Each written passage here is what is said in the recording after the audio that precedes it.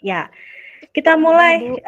Tujuan pembelajaran kali ini adalah yang pertama memahami pengertian teks negosiasi, yang kedua menganalisis struktur teks negosiasi. Nah, di sini apa yang kalian lihat dari gambar ini? Jual beli, Bu. Jual beli apa? Jual beli sayuran di pasar. Oke, terima kasih. Ya, baik sekali. Di dalam teks negosiasi, pengertian dari negosiasi sendiri adalah proses tawar-menawar ya antara kedua belah pihak.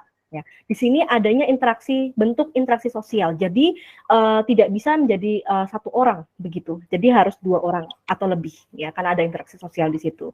Nah, di sini negosiasi juga merupakan suatu proses saat dua pihak mencapai perjanjian. Jadi perlu diperhatikan bahwa negosiasi itu adanya interaksi sosial dan adanya pasti mencapai perjanjian, yaitu dengan adanya kesepakatan.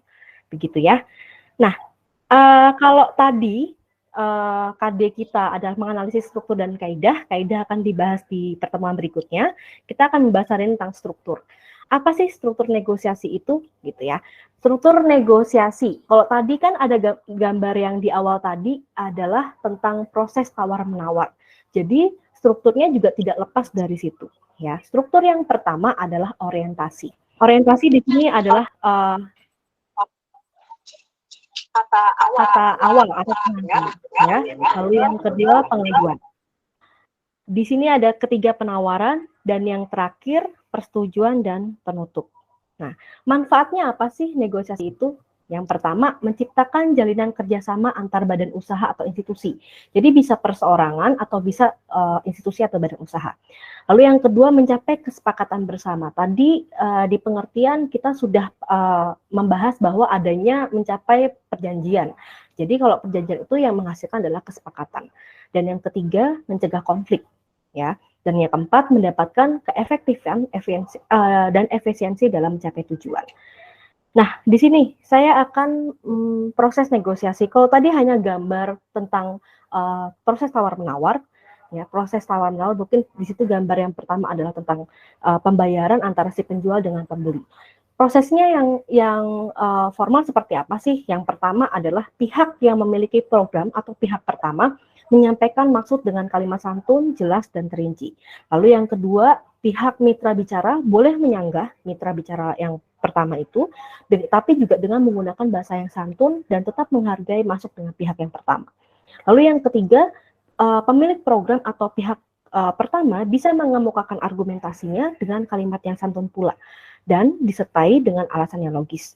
Dan yang terakhir, terjadi pembahasan dan kesepakatan terlaksananya program maksud negosiasi. Ya, kalau kalian kan pernah tadi ada negosiasi ya, pernah melakukan transaksi proses tawaran-menawar. Nah, taktik ini akan saya berikan ada 3 atau 4. Ya, yang pertama adalah mengernyit, taktik berdiam.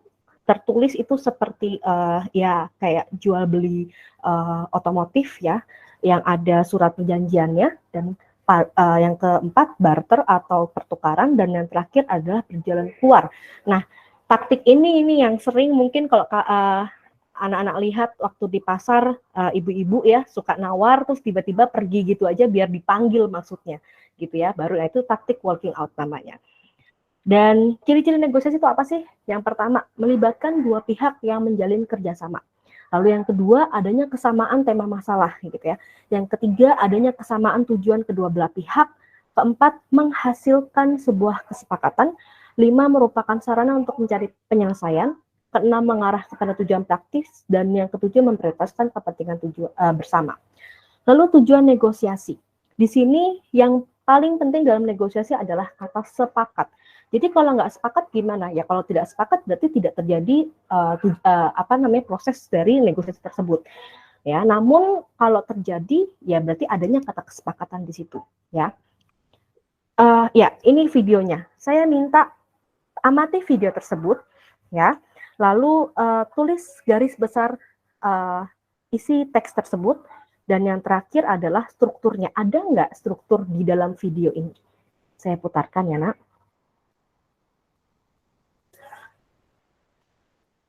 Terdengar? Jelas ya?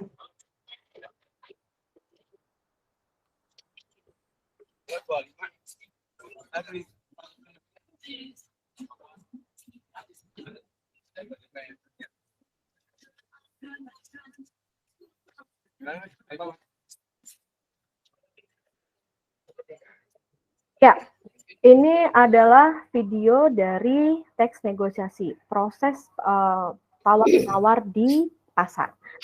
Oke, saya stop sharing. Ya, saya tanya pada kalian. Tadi sudah, silahkan Anda membentuk kelompok dulu. Sudah ya? Sudah, Ibu. Oke, iya. Kelompok 1, kelompok 2, dan kelompok 3. Nah, saya ingin tanya per kelompok.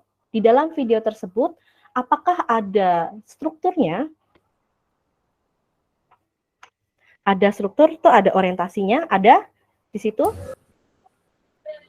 Ada. Oke, bagus. Ada, Bu. Lalu yang kedua, ada pengajuan ya?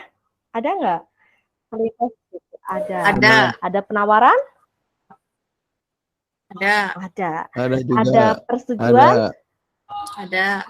Dan ada penutup pasti ucapan terima kasih. Ya, terima kasih. Nah, saya ingin meminta pendapat kalian sikap dalam negosiasi. Mengapa sebuah negosiasi kan tidak selamanya berjalan mulus ya, gitu. Kemukakah pendapat Anda tentang negosiasi yang tidak berjalan mulus itu?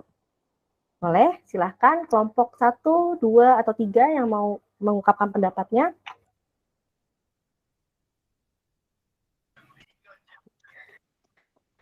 Siapa? Bubun mungkin? Apa ya? Kenapa tidak berjalan mulus? Ulangi lagi, Bu, negosiasi? pertanyaannya. Oh ya, Pian, boleh. Tar dulu, Bubun. Karena tidak ada kesepakatan, Bu. Nah, tuh itu sama jawabannya, Bu. Ya, bagus. Nah, yang kedua, mengapa karena tadi tidak ada kesepakatan, sebenarnya sikap yang ideal tuh seperti apa sih ketika mau bernegosiasi? Sikap yang keras atau sikap yang kaku? Santun, Bu.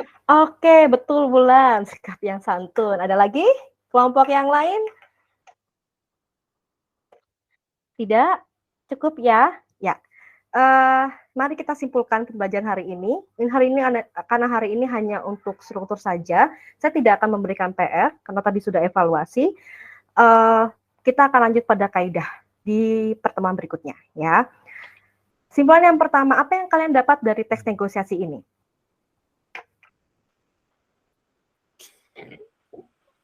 Kita mengetahui struktur dari teks negosiasi, iya, Bu. Bagus. Bisa. Ya, Bu. Bisa dan dapat mengetahui trik bagaimana cara kita nanti bernegosiasi, bisa diterapkan nanti. Pintar. Bagus. Ya, silakan, Fani. Supaya saya sudah tahu manfaat dari bernegosiasi, Bu. Ya, itu ya. Jadi selain negosiasi hanya prosesnya saja, tetapi di dalam proses negosiasi ada taktik, ya. Oke, sekian pembelajaran kita hari ini. Kita istirahat dulu ya. Terima kasih. Sebelum itu kita berdoa dulu. Iya. Boleh pimpin doa mungkin Pak Krisna?